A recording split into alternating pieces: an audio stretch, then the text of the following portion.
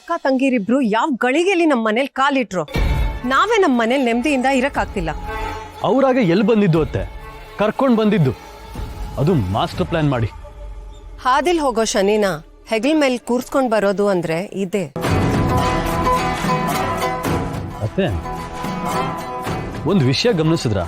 ಒಂದೇನೋ 1000 ವಿಷಯ ಗಮನಿಸಿದ್ದೀನಿ. ನಾವು ಸರಿಯಾಗಿ ಗಮನಿಸಿಲ್ಲ ಅಂದ್ರೆ ನಾಳೆ ನಮ್ಮ ಕಾಲ್ ಬುಡದಲ್ಲಿ ಗುಂಡಿ ತೊಡೆದ್ರೂ ಆಶ್ಚರ್ಯ ಇಲ್ಲ. ಅತ್ತೆ, ಆ ನಿಧಿ ನಿತ್ಯ ಜೊತೆ ನಮ್ಮ ಮನೆ ನಾಯಿ ಯಾಕೆ ಅಷ್ಟೊಂದು ಖುಷಿಯಾಗಿದೆ? ಅವನಿಗೆ ಏನ್ ಸುಖ ಸಿಗ್ತಿದೆ ಅಂತ ಅವ್ರ ಹಿಂದೆ ಮುಂದೆ ಬಾಲ ಅಲ್ಲಾಡ್ಸ್ಕೊಂಡು ಓಡಾಡ್ತಿದ್ದಾನೆ. ಸಂಜು, ಅದ್ ನಿನಗ್ ಗೊತ್ತು, ಆದ್ರೆ ಅಣ್ಣನ್ಗೆ ಜ್ಞಾನೋದಯ ಆಗ್ಬೇಕಲ್ವ? ಅವನೇ ಹೊತ್ಕೊಂಡ್ ಬಂದಿದ್ ಶನಿ ಇವಾಗ ಹೇಗ್ ಕಾಡ್ತಿದೆ ನೋಡು. ಹೌದು ಅತ್ತೆ, ಆ ಕರ್ಣ ನಿತ್ಯ ಜೊತೆ ಸೇರ್ಕೊಂಡು ಏನೋ ಆಟಾಡ್ತಿದ್ದಾನೆ. ನಾವು ಅಂದ್ಕೊಂಡ ಹಾಗೆ ಯಾವುದೂ ಇಲ್ಲ. Something is fishy. ಅತ್ತೆ, ನಿಮ್ಗೆ ಇನ್ನೊಂದು ವಿಷಯ ಗೊತ್ತಾ? ಕರ್ಣ ನಿತ್ಯ ಇಬ್ರು ರೂಮಲ್ಲಿ ಒಟ್ಟಿಗೆ ಮಲಗ್ತಿಲ್ಲ. ಗೊತ್ತು. ಇಲ್ಲ ಅತ್ತೆ, ಅವ್ರ 3 ಜನದ ಮಧ್ಯೆ ಏನೋ ನಡೀತಿದೆ. ಏನು ಅಂತ ತಿಳ್ಕೋಬೇಕು. ಅದನ್ನ ತಿಳ್ಕೊಂಡು ಅದಕ್ಕೆ ಕಲ್ಲು ಹಾಕೋದು ಹೇಗೆ ಅಂತ ಯೋಚಿಸ್ಬೇಕು. ಯೋಚಿಸು.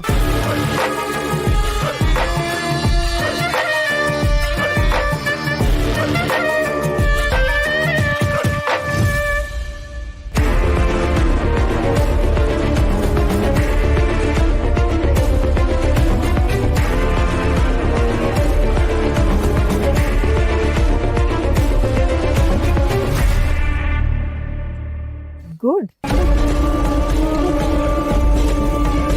ನಿತ್ಯ, ನಿಧಿ, ಹಾಲ್ಕೋಬ ಇವರೆಲ್ಲ ನೋಡೋಷ್ಟ್ರೊಳಗೆ ಈ ಕೆಲಸಗಳು ಮಾಡಿ ಮುಗಿಸ್ಬಿಡ್ಬೇಕು. ಇಲ್ಲ ಅಂದ್ರೆ 28 ಪ್ರಶ್ನೆ ಕೇಳ್ತಾರೆ. ನಿನ್ನ ಆರೋಗ್ಯ ಸರಿ ಇಲ್ಲ, ಟೈಮಿಗೆ ಸರಿಯಾಗಿ ತಿನ್ನಲ್ಲ, ರೆಸ್ಟ್ ತಗೊಳಲ್ಲ, ಈ ಕೆಲಸ ಎಲ್ಲ ನೀನ್ ಯಾಕೆ ಮಾಡ್ಬೇಕು, ಹಾಗೆ ಹೀಗೆ ಅಂತ ಏನು ಉತ್ತರ ಕೊಡ್ಲಿ ನಾನು?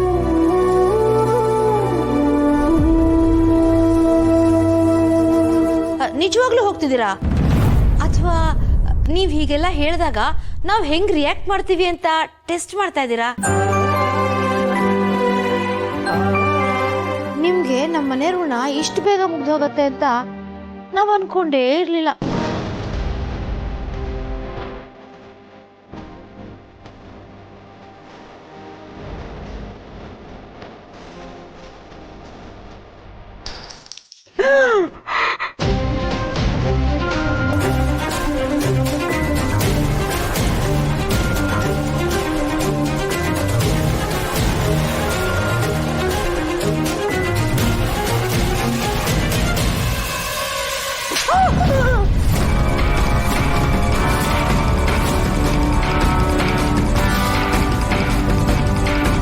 ಇದ್ರ ಬೆಲೆ ಎಷ್ಟು ಅಂತ ಗೊತ್ತಾ ನಿಮ್ಗೆ?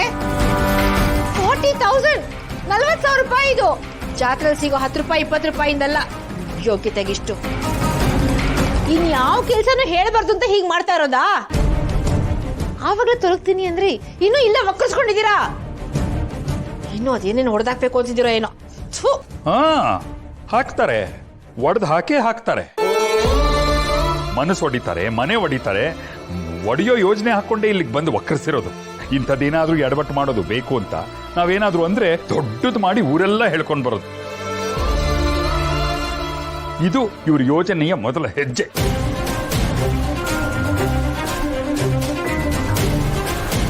ನಿಮಗ್ ಬಿಟ್ಟಿಯಾಗಿ ಇರಕ್ ಮನೆ, ಉಟ್ಕೊಳಕ್ ಬಟ್ಟೆ, ತಿನ್ನಕ್ ಊಟ ಎಲ್ಲ ಕೊಟ್ಟು ಜೊತೆಗೆ ಟ್ಯಾಕ್ಸ್ ಬೇರೆ ನಮ್ಗೆ. ನಾಚಿಕೆ ಆಗಲ್ವಾ ನಿಮ್ಗೆ ಇಂಥ ಕೆಲಸ ಎಲ್ಲ ಮಾಡೋದಿಕ್ಕೆ? ಇಂಪೋರ್ಟೆಡ್ ಶೇರ್ಸ್ ರೀ ಅದು, ಅಂದ್ರೆ ಫಾರಿನ್ದು. ತಂದ್ಕೊಡಕ್ಕಾಗತ್ತಾ ನಿಮ್ಗೆ?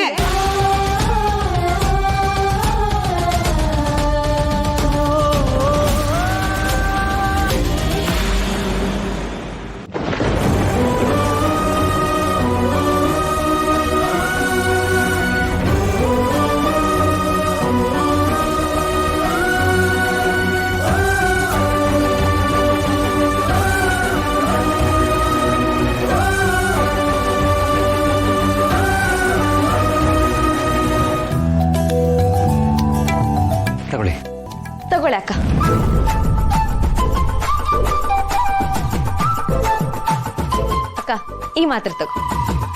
ನಿತ್ಯರು ಡಾಕ್ಟರ್ ಆಗಿ ನಾನು ಹೇಳ್ತಾ ಇದೀನಿ, ಫಸ್ಟ್ ಟ್ಯಾಬ್ಲೆಟ್ ತಗೊಳ್ಳಿ. ಹಲೋ, ನಾನು ಡಾಕ್ಟರ್ ಆಗೋಳೆ, ನಿಮ್ ಸ್ಟೂಡೆಂಟ್ ಕೂಡ. ಅಕ್ಕ, ನೀನ್ ಇದೇ ಮಾತ್ರೆ ಮೊದಲು ತಗೋಬೇಕು. ನಿತ್ಯ ಅವರೇ, ನಿಮ್ಗೆ ಟ್ಯಾಬ್ಲೆಟ್ ತಗೊಂಡು ಬರ್ತೀನಿ ಅಂತ ನಾನು ತಾನೇ ಫಸ್ಟ್ ಹೇಳಿದ್ದು, ಅದಕ್ಕೆ ತಾನೇ ಹೋಗಿದ್ದು. ಈ ಟ್ಯಾಬ್ಲೆಟ್ ಫಸ್ಟ್ ತಗೊಳ್ಳಿ. ನೀವಿಬ್ರು ನನ್ಗೋಸ್ಕರ ಜಗಳ ಆಡಿದ್ ಸಾಕು.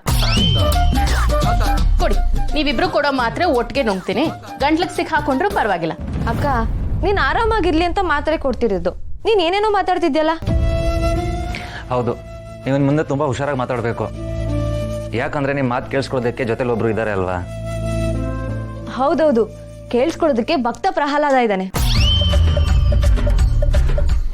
ಹಾ, ಭಕ್ತ ಪ್ರಹ್ಲಾದಿನೂ ಇರ್ಬೋದು. ಸಾರಿ, ನಾನು ಇನ್ಮೇಲೆ ಹಾಗೆ ಮಾತಾಡಲ್ಲ. ನೀವಿಬ್ರು ಚಿಕ್ಕ ಚಿಕ್ಕ ವಿಷಯಕ್ಕೂ ನನಗೋಸ್ಕರ ಇಷ್ಟೊಂದು ಕೇರ್ ಮಾಡೋದು ನೋಡಿದ್ರೆ ನಾನು ತುಂಬ ಲಕ್ಕಿ ಅನ್ಸುತ್ತೆ. Thank you so much. ಅಕ್ಕ, ನೀನೀಗ ಈ ಮಾತ್ರೆ ನುಂಗು, ಅದೇ ಬಿಗ್ ಥ್ಯಾಂಕ್ಸ್ ನನಗೆ. ಹಲೋ, ಇದು ಫಸ್ಟ್ ಕೊಡಿ. ಆಕ್ಚುಲಿ ಏನ್ ಗೊತ್ತಾ ಅಕ್ಕ, ಈ ಮಾತ್ರೆ ಜೊತೆ ನೀನು ಈ ಮಾತ್ರೆ ನುಂಗ್ಬೋದು, ತಗೋ.